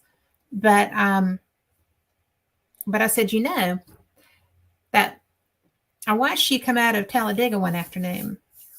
He said, yeah.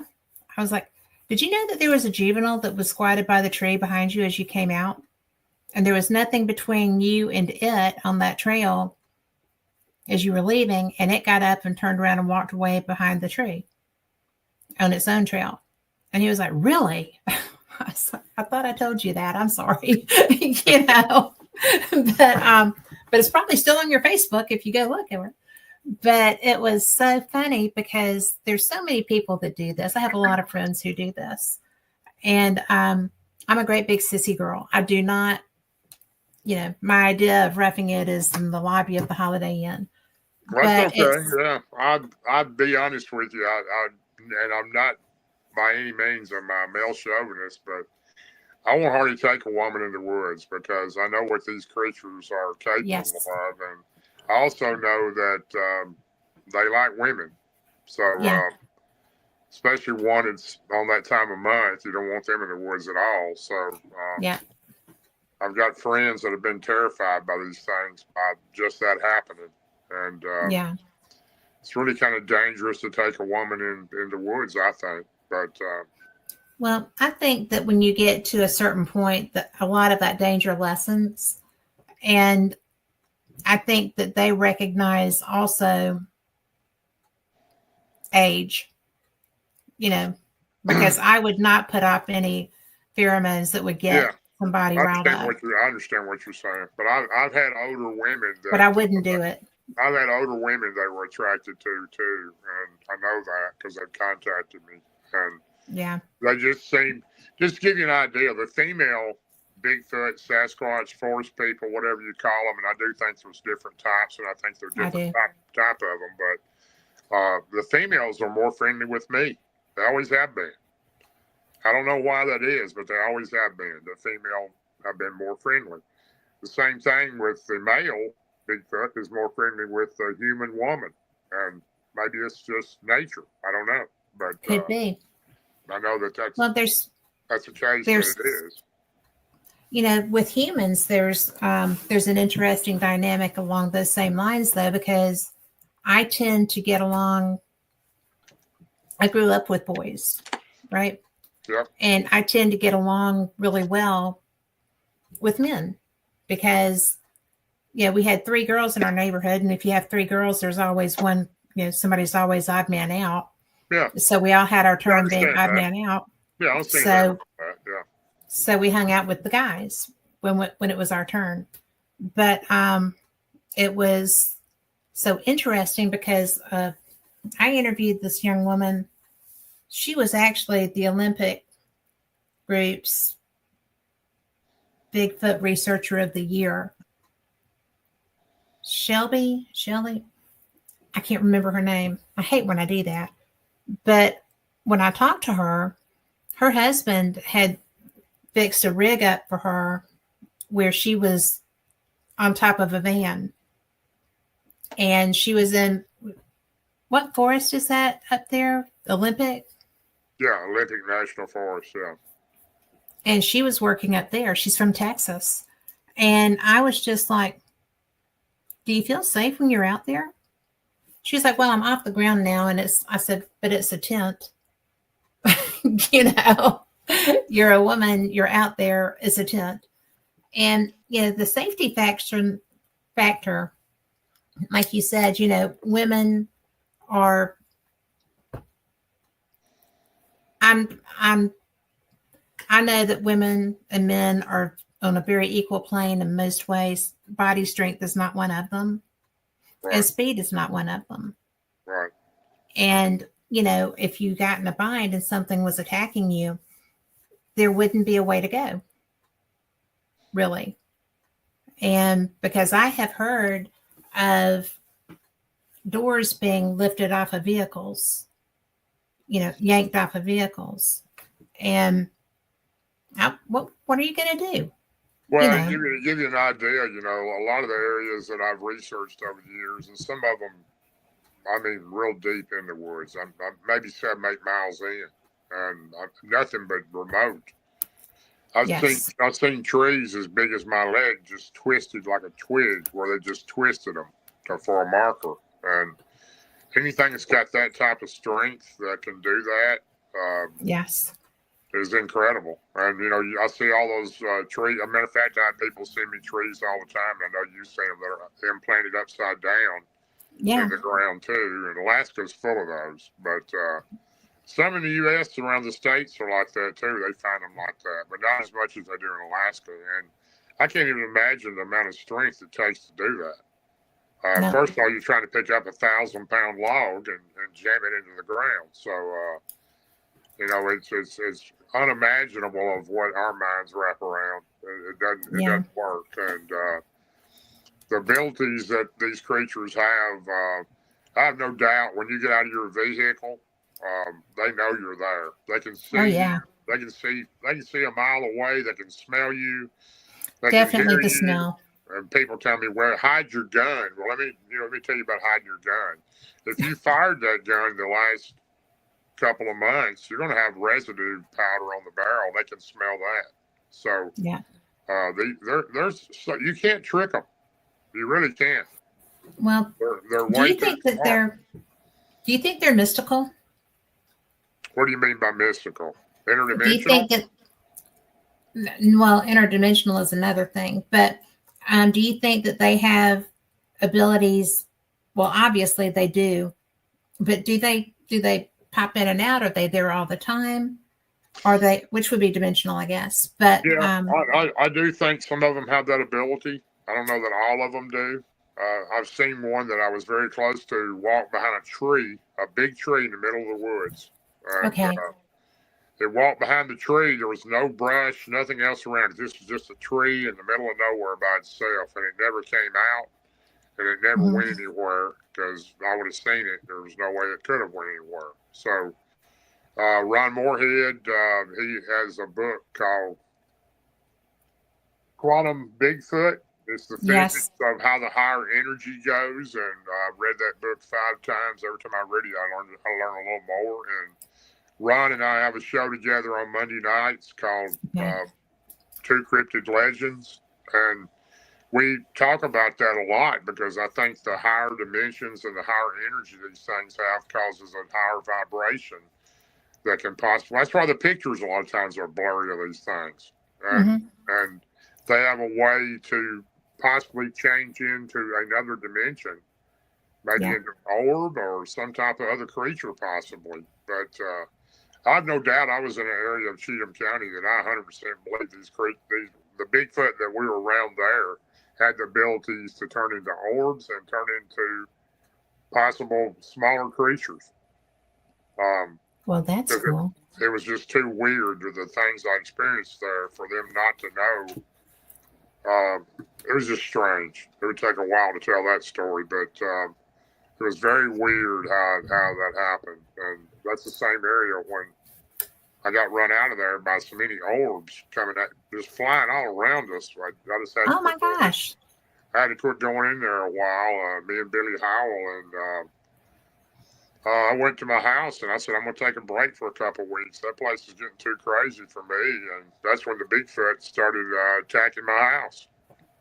Oh my gosh. And I'd never done anything to cause them to do that. But I had 2 or 3 rogue Bigfoot that went on in my house for about 2.5 months. And Wow. I had a horse that was a full-blooded stallion, and nobody could touch him but me. The farrier would come, he couldn't touch him. Nobody in my family. My daughter couldn't even touch him, and she's good with horses. And I went out one morning. My horse is, he'll walk up to me, but nobody else. And he was standing there with his hair braided.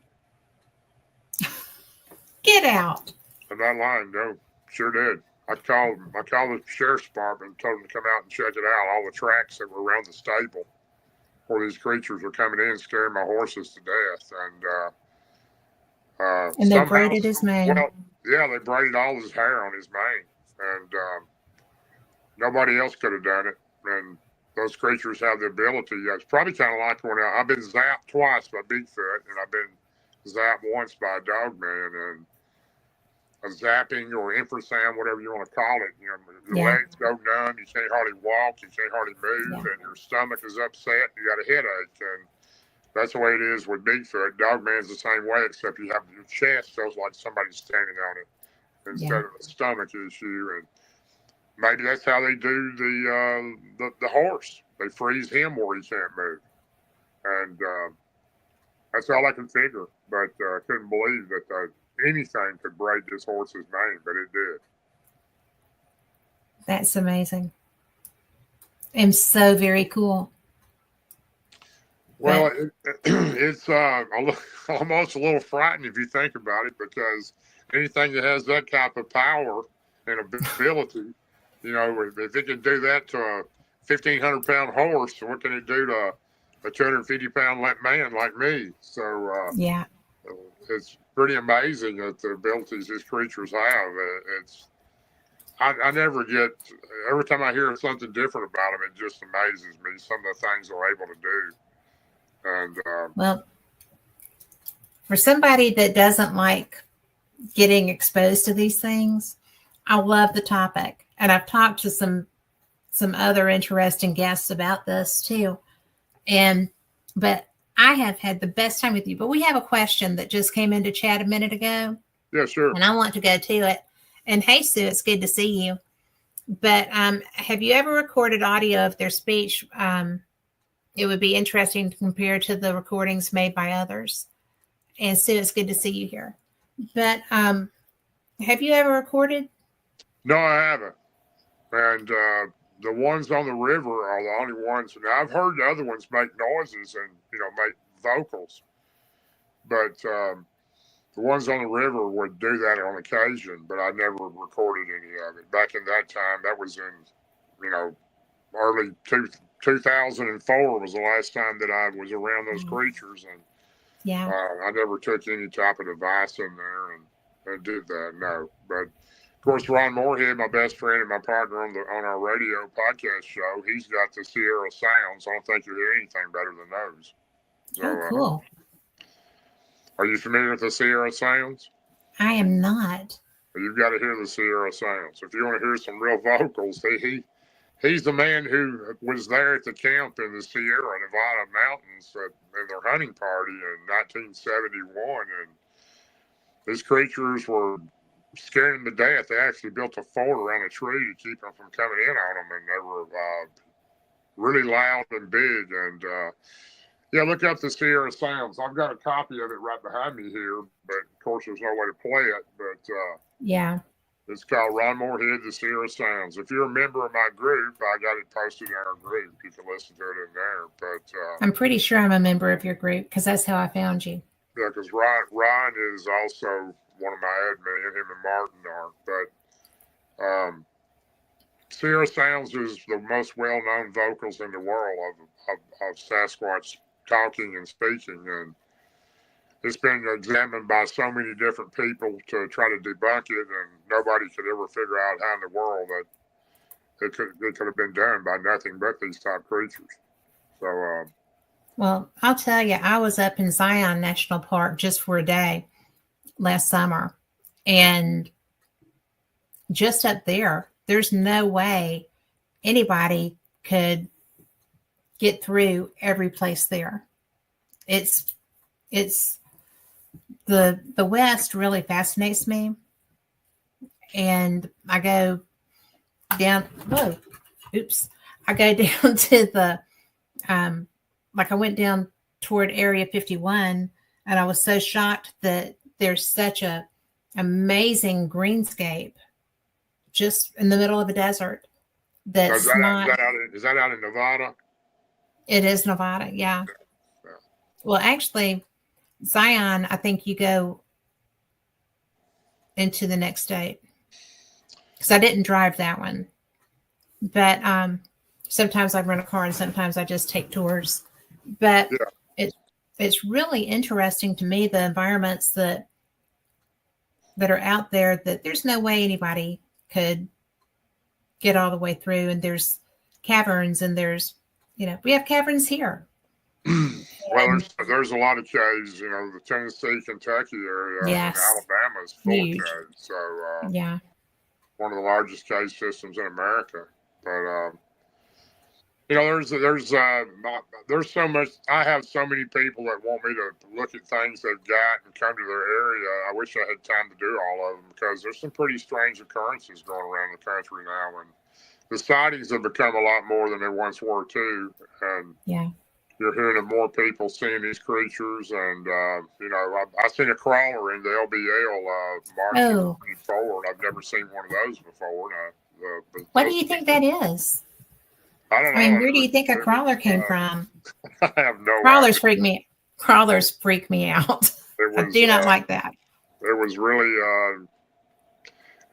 nasty looking. It was skinny like a bone, and it might have weighed 60 pounds, 5 foot long maybe. But it ran up a tree, and it started clicking at one behind me. Another one was in the woods that was communicating with it. And I don't know. We got out of there, but I wouldn't want to be tag teamed by that. They were afraid that they were trying to surround us, but that's the first time I'd ever seen one of those. So there's a lot more. That was your first time? I've seen a crawler, yes. Yeah. Wow. Never seen one. I've heard of them and had people send me pictures, but I've never seen one in person. So I've seen a lot of Bigfoot and 4 dog men, but I've never seen a crawler before. I don't think